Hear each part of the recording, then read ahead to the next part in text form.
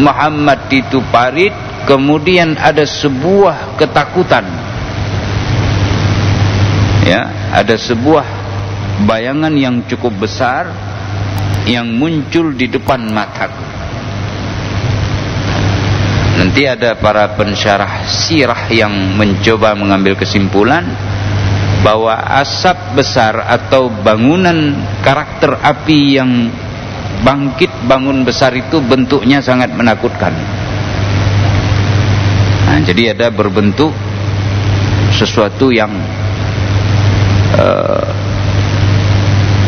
membuat seseorang ngeri mendekati itu. Nah, ini disesuaikan kengeriannya. Apa yang nampak waktu itu tidak dijelaskan yang dimaksud dengan haulan itu. Haul itu macam orang melihat sebuah hantu yang besar kalau masa kita sekarang. Lalu kemudian wa ajnihatan, aku juga melihat ada sayap. Jadi bayangan atau yang muncul di depan matanya yang langsung dilihat itu memiliki sayap, memiliki sayap yang besar. Nah, nanti baru jelas ketika Rasulullah SAW menyampaikan kepada para sahabatnya, laudana minni lahtatafathul malaikatu udwan. Sekiranya nanti si Abu Jahal ini mendekat kepada diriku hendak melakukan maksud dan tujuannya, lahtatafathul malaikatu udwan. Sungguh malaikat akan menciduk orang ini sekaligus mencabut anggota tubuhnya satu persatu. Jadi tulang demi tulang dicabut oleh malaikat. Para ulama mengatakan yang muncul adalah Jibril berdasarkan hadis yang lain yang sahih yang menyatakan bahwa yang membela dan membentengi Rasulullah SAW di sini dengan perintah Allah adalah Jibril. Dalam hadis yang lain disebutkan, dzaka Jibril laudana minni lakhtatafahu udwan. Itu supaya kalian ketahui adalah Jibril. Kalau Abu Jahal mendekat kepadaku, maka Jibril akan merobek tubuh daripada Abu Jahal itu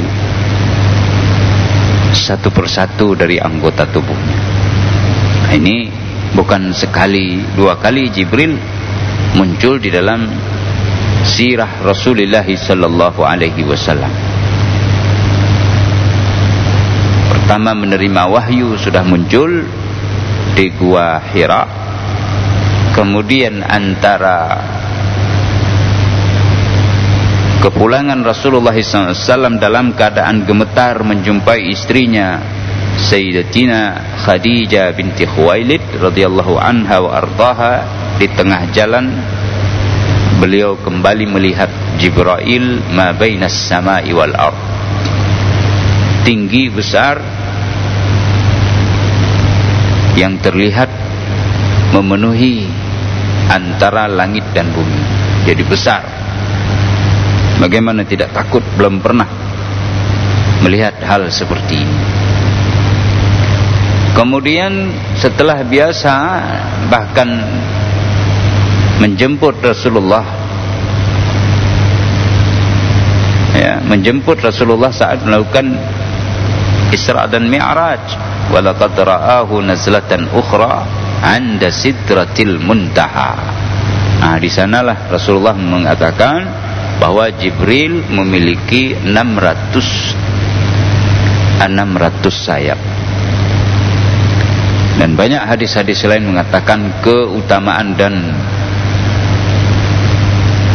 keunikan serta keagungan daripada Jibril, salah satu makhluk ciptaan Allah Subhanahu wa taala. Bahkan ketika sayapnya direntangkan, dalam satu hadis yang dibuka waktu itu untuk dikepakkan adalah 2 sayapnya. Ada ulama mengatakan 4 sayap, yang lain tidak dibuka, cuma 4 sayap ini yang dibuka. Sekali kepakan maka jaraknya itu 300.000 tahun perjalanan cahaya. Itu sekali kepak, membuka dan mengatuk, itu jauhnya seperti itu, tapi tidak dan belum mampu Jibril menghabiskan daya jelajahnya untuk surga ma'wa. Jadi surga ma'wa ini diberikan kepada orang yang salat 2 rakaat seperti subuh ini. Ini janji Allah SWT. Jibril ingin tahu seluas apa surga itu, baru dikepakkan 300 tahun sudah beliau terbang, tapi belum mampu menjelajahi bahagian daripada surga ma'wa. Ini 300 tahun itu sekali kepak beliau, sekali kepak, maka jarak terbangnya kira-kira seperti itu. Nah, padahal durasi waktu hanya sekali kepak itu sekali saja. Nah, tapi daya jelajah sekali kepak itu sampai dengan 300 tahun seandainya cahaya itu kita hidupkan. Begitulah dia jalan. Maka kita kali berapa luas, subhanallah. Ma indakum yanfat wa ma indallahi baq. Apa yang ada di sisi kalian ini semua binasa. Yang kekal abadi, immortality, itu ada di sisi Allah Subhanahu wa ta'ala. Allah berikan kepada siapa yang dikehendaki. Sidang jamaah rahimakumullah, nanti ada hadis tentang iman, Islam, ihsan, kedatangan Jibril dalam rupa bentuk manusia. Ada kala Jibril datang dengan membawa pasukan yang besar di dalam peperangan Badar, di dalam banyak peperangan. Nah, sehingga beberapa sahabat yang melemparkan panah mereka, yang mengayunkan pedang mereka dan menusukkan tombak mereka itu sebelum mengenai sasaran, sasaran itu sudah duluan tumbang. Sehingga nanti Rasulullah SAW menyatakan itu adalah tentara Allah dari golongan malaikat. Padahal satu saja dikirim sudah cukup, tapi ini dikirim sampai 1.000, 3.000, 5.000 personil malaikat. Untuk apa? Untuk memberikan ketetapan hati bagi mereka yang beriman. Ini wujud kemuliaan. Nah, maka kadang-kadang kita lalai dan lupa kepada kemuliaan Allah seperti. Padahal sendiri saja malaikat satu dikirim sudah cukup.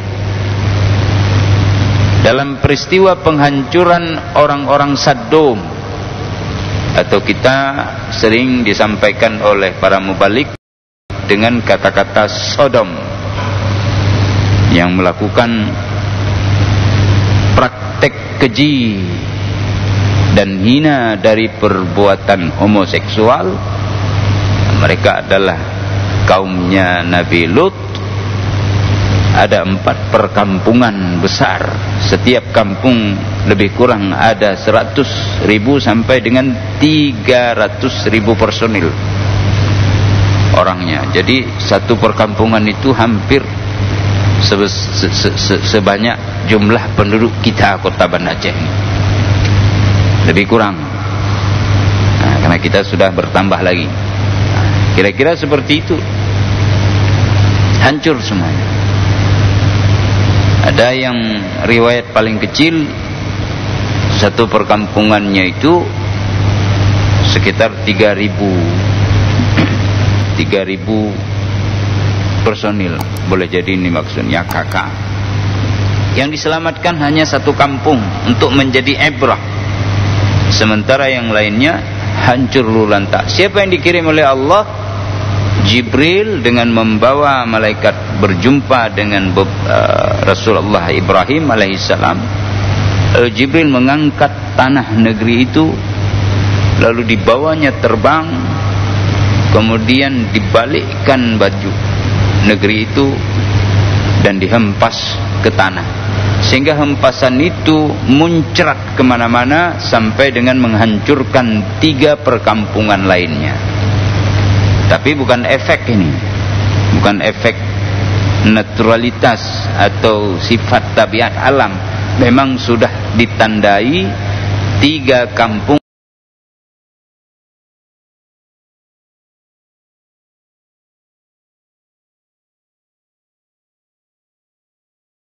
itu min sijil mandud, batu dari tanah yang keras.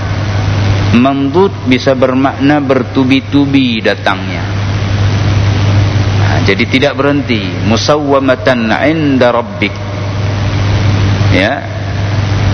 Setiap bebatuan yang dilempar dari langit itu memiliki tanda.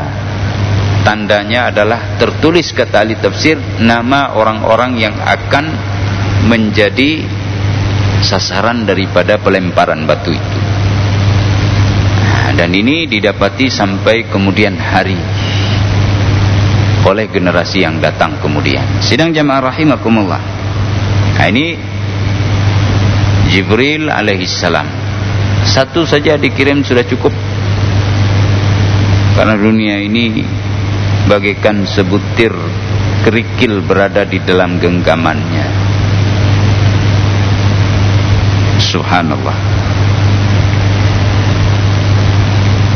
Jadi kalau seandainya Abu Jahal mendekat kepadaku dan melampiaskan maksud yang telah dia janjikan kepada teman-temannya, maka sungguh Jibril akan menangkap dia, menciduknya, lalu mencabut anggota tubuhnya satu demi satu. Jadi keinginan mereka hendak membuat Rasulullah SAW cedera. Yang kedua, ini hadis riwayat yang tadi riwayat Imam Muslim dari Ibnu Abbas, dari Abu Hurairah, di mana Rasul sallallahu alaihi wasallam juga diperlakukan seperti ini.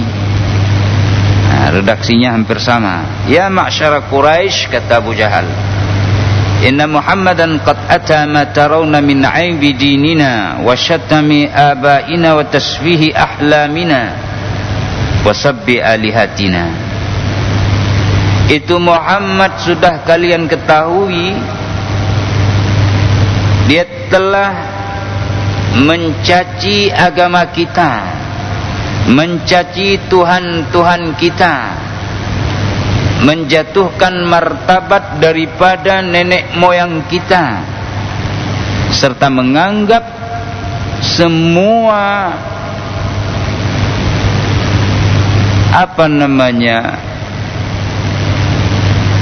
keinginan-keinginan kita di masa yang akan datang itu adalah sesuatu yang tidak realistis. Orang-orang kafir itu bilang, kalau kita sekarang diberikan kekayaan dan keturunan yang banyak, maka kalaupun mati nanti kita akan dibangkitkan dalam keadaan mulia. Sekarang saja sudah mulia, berarti akan dimuliakan juga nanti kalau itu benar. Ini kata Muhammad tidak real. Kemudian pembagian strata, ya, dan kasta di dalam masyarakat. Ada budak-budak, ada keinginan yang dilaksanakan dengan memaksakan kehendak. Ini semua ditentang oleh Rasulullah. Prinsip keadilan ditegakkan, ya, yang benar harus diberikan pembelaan, yang salah harus dinyatakan salah dan ditegakkan sanksi terhadap orang ini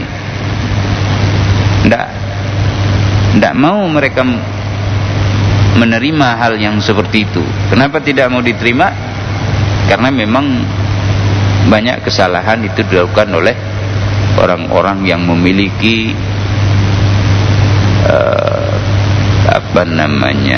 kekayaan dan juga pengikut yang banyak. Sehingga pernah kejadian nanti hadis lain di mana seorang perempuan itu tidak mau dieksekusi dipotong tangannya karena mencuri, dibela-bela karena dia keturunan dari bangsawan darah biru. Sementara dari rakyat jelata ini hukumnya ditegakkan, bila perlu ditambah lagi dengan sanksi-sanksi yang memberatkan untuk menjadi contoh bagi yang lain, sehingga menggetarkan setiap keinginan untuk mereformasi keadaan. Hal-hal seperti itu terjadi, sehingga Rasulullah mengatakan sekiranya Fatimah binti Muhammad atau Fatimah binti Rasulullah SAW saraqat laqata'tu yadaha. Kalau Fatimah putrinya Rasulullah mencuri, maka aku akan potong tangannya itu, akan dipotong oleh Rasulullah. Nah, ini banyak hal-hal yang kita inginkan yang berupa persepsi-persepsi kita itu dianggap tidak realistis oleh Muhammad. Nah, bagaimana ini? Katanya wahidullah la ajlisanna lahu ghadan bihajar. Besok saat dia sujud akan kuletakkan batu di atas lehernya. Nah, dan kejadian terulang dengan kejadian yang sama, di mana beliau lari tunggang langgang ketakutan dalam keadaan gelisah, ya, dan menyampaikan kisah yang sama. Sidang jamaah rahimakumullah. Begitu halnya juga terjadi terhadap Nabi, pelakunya orang-orang dari orang kafir dan orang musyrik, tapi sosoknya tidak laki-laki kali ini, sosok perempuan, istrinya daripada Abu Lahab, Ummu Jamil, ya, ini dipanggil Ummu Jamil,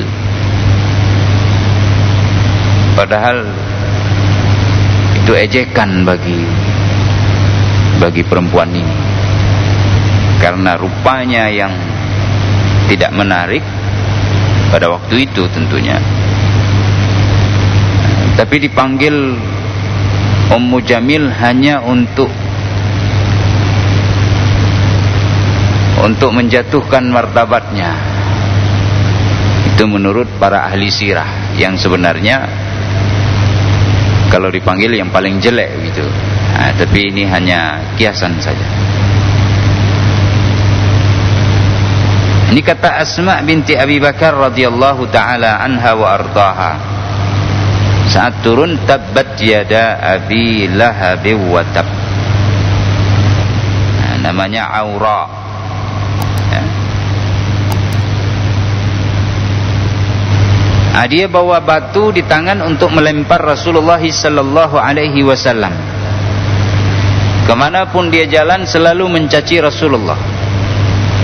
Kemana-mana dia berbicara tentang sosok Nabi, dia tidak menggunakan sebutan kata Muhammad, padahal Muhammad dipanggil oleh masyarakat waktu itu dan sudah dikenal dengan kejujurannya, kebenarannya, sehingga digelar Al-Amin.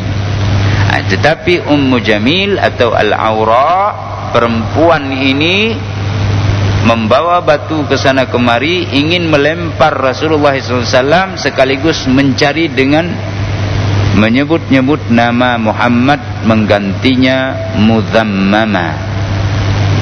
Kalau Muhammad orang yang dipuji, Muzammama orang yang dicaci. Nah, ya. Ini dipanggil oleh Aura Ummu Jamil binti Harb. Sidang jamaah rahimakumullah. Sehingga turun ayat ini sebagai dera yang akan terus ada sepanjang hidup ini, sepanjang masa. Tabbat yada abi lahabi wa tab ma aghna anhu maluhu wa ma kasab sayasla naran dzata lahab wa imra'atuhu, yani wa imra'atuhu hammalatal hatabah. Ya, ini hendak melakukan kejahatan terhadap Rasulullah, tapi kemudian Allah menjaga Rasulnya sallallahu alaihi wasallam. Setiap kali hendak mendekat kepada Rasulullah, Rasulullah baca ayat Al-Quran. Disuruh oleh Allah untuk menjadikan ayat Al-Quran sebagai benteng yang membatasi dia dengan keinginan orang-orang jahat. Wa idza qara'tal Qur'ana ja'alna bainaka wa bainal ladzi la yu'minuna bil akhirah hijaban mastura. Apabila engkau membaca Al-Quran, maka kami akan jadikan di antara engkau dan orang-orang yang tidak beriman itu hijaban mastura. Ada tirai, ada pembatas, ada hijab di antara kalian. Nah, jadi mereka tidak mampu mendekat kepada Rasulullah sallallahu alaihi wasallam. Jamaah rahimakumullah.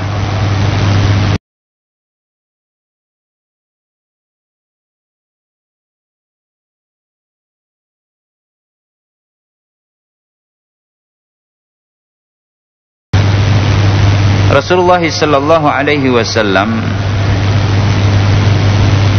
ketika ditanya mengapa dia tidak melakukan hal-hal jahat yang sudah diinginkan kepada engkau hai Rasulullah, Rasulullah menjawab,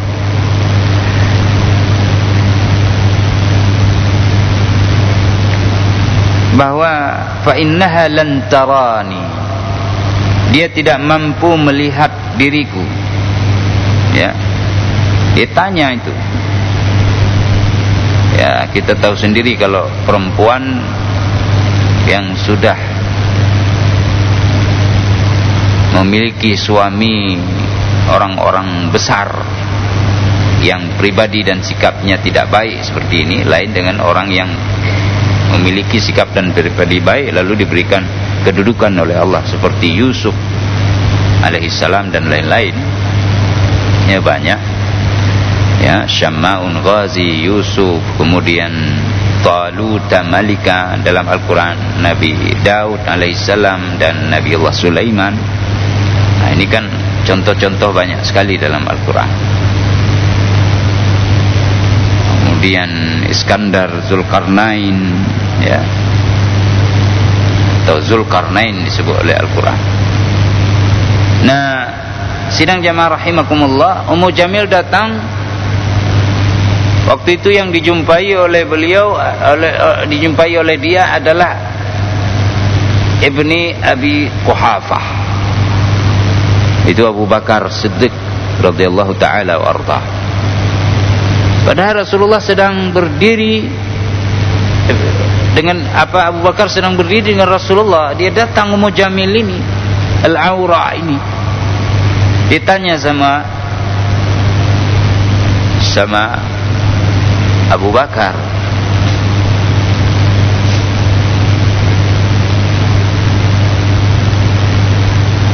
dia tanya sama Abu Bakar, Abu Bakar, ada kamu lihat si Mudzammama? Maksud kamu siapa? Itu kawan kamu itu yang suka dakwah-dakwah itu, yang kalian si Muhammad panggil, bagiku si Mudzammama itu yang tercela, yang berhak dicaci. Diingat sebutannya itu, kalau bisa diwariskan ke keturunan biar seperti itu terus. Sampai sekarang dicaci Nabi. Ini generasi-generasi seperti itu. Kata Abu Bakar, kamu kan dapat melihat sendiri Kalau dia ada bersamaku, ya kamu ini ambil di sebelahku kalau ada. Jangan main-main Abu Bakar. Aku tanya serius, kamu main-main. Ini orangnya, kamu lihatlah sebelahku, kamu kan dapat lihat sendiri. Nah, tapi tidak bisa dilihat. Abu Bakar pun terheran-heran. Sehingga ketika dia berangkat dengan merepet-merepet, mencak-mencak, sambil terus mencaci, Abu Bakar tanya sama Rasulullah, tadi rencananya mau melakukan kejahatan untukmu, dia tanya, tapi kenapa mereka tidak melakukannya kepada engkau, wahai Rasulullah? Maka Rasulullah mengatakan, ya, sesungguhnya dia tidak mampu melihat diriku. Padahal gemetar juga Abu Bakar nih. Kalau dilawan perempuan, gimana? Ini pesan Rasulullah, katakan saja kepadanya, kamu lihatlah di sampingku ini. Nah, maksudnya itu bisa berbentuk jawaban taktis, ya. Orang kalau dijawab seperti itu, ya mungkin, ini diulok saya, dah pergi terus, karena tidak lihat seorang pun. Padahal beliau jawab, ya kamu bisa lihat di samping saya. Bukan ditunjuk, ini Muhammad. Tidak, kamu bisa lihat di samping saya. Bisa saja makna kan tidak ada orang, atau ada orang ini yang kamu cari. Nah, ini karena memang pesan Rasulullah, kullaha, ya, kullaha tarayinna indi ahadan, kamu bisa melihat seseorang di sisiku. Oh, kalau tidak ada berarti berangkat, kalau ada silahkan, siapa yang kamu mau jumpa. Nah, ini karena Rasulullah membaca Al-Quran. Jadi salah satu diantaranya adalah musuh kita yang nyata itu syaitan. Nah, maka Al-Quran jadikan sebagai bahan bacaan. Dan banyak hadis-hadis yang lainnya yang menyebutkan bahwa penderitaan yang dialami oleh Rasulullah itu tidak sebanding dengan penderitaan yang dialami oleh kita, seberat apapun. Sehingga para sahabat waktu itu mengadu kepada Rasulullah, ini berat sekali sudah Rasulullah. Tapi Rasul dalam hadis yang sahih lainnya mengatakan, dulu ada orang sebelum kalian diletakkan gergaji di atas kepalanya sehingga dibelah, ma yusrifuhu andi ini. Dia tidak akan murtad dari agama. Ada yang dipotong dengan alat penyiksaan sehingga tidak ada satupun, la yamshtu bimashtin min hadid maduna min lahmi, tidak ada tertinggal sikit pun, digaruk begini sehingga copot daging-dagingnya itu tidak membuat dia meninggalkan ajaran agama. Di dalam konsep bagaimanapun kehidupan, tetap nilai agama itu mesti hadir dalam jiwa kita. Ini pesan Rasulullah. Nah, sehingga bersabar, dengan kesabaran itu Allah akan datangkan pertolongannya kepada kita, orang-orang yang kita cintai, masyarakat kita, bahkan rakyat seluruhnya. Nah, ini akan kita dapati insya Allah. Sidang jamaah rahimakumullah, Uqbah bin Abi Mu'ayth, dia datang Rasulullah di dekat Ka'bah, dicekeknya. Tadi ada Jibril yang menghalangi, tidak sampai Abu Jahal. Ini Uqbah bin Abi Mu'ayth kok bisa mencekek Rasulullah sehingga hampir tidak bisa bernapas. Ini semua contoh diberikan oleh Rasulullah. Ada orang yang dari kejauhan sudah dibela, oh, alhamdulillah. Yang sudah dapat diciduk oleh musuh lalu kemudian diselamatkan oleh Allah, alhamdulillah. Ada orang yang sudah diciduk oleh musuh lalu dibunuh oleh musuh sehingga dia jatuh sebagai seorang mendapatkan kematian syahid. Nah, bagi orang yang imannya tinggi bukan penyesalan yang seperti ini. Kok itu bisa dibela belum kena, kok aku sampai kena? Gimana ini? Tidak adil. Bukan. Allah memberikan derajat yang tinggi kepada kita. Orang-orang dulu kalau ditanya tentang kematian atau ketakutan terhadap kematian di dalam suatu pertempuran atau perjuangan atau jihad, mereka akan menjawab begini: kematian itu sesuatu yang pasti. Kami semua tahu ketika musuh mengatakan kami akan hancur leburkan kalian, tidak ada keinginan kalian yang bisa terrealisir kecuali mati di depan kalian. Itu diancam oleh musuh. Jadi sebelum perang itu ada dulu dialog, ancaman demi ancaman. Mereka mengatakan, orang-orang beriman ini, mereka akan mengatakan apa? Kematian itu sesuatu yang sudah berada di belakang kami. Maksudnya sudah tertulis. Maksudnya juga kematian sedang berjalan di belakang kami, mengejar kami karena sudah tertulis, itu keyakinan. Tapi kami sedang berlari untuk mencapai derajat kematian sebagai syuhada. Nah, ini yang belum diketahui. Kalau mati semua kita mati, tapi apakah kita dapat sebagai syuhada atau tidak? Maka kita lihat Tariq bin Ziyad membuka Spanyol, Banjah, berangkat ke sana dengan kapal-kapal perahu yang besar, membawa pasukan. Mereka dengan tekad yang kuat mendapatkan pahala syahid, sehingga Islam kemudian menyinari daratan Eropa. Begitulah perjuangan demi perjuangan. Di banyak sekali contoh-contoh, dan insya Allah akan kita berikan pada pertemuan yang akan datang.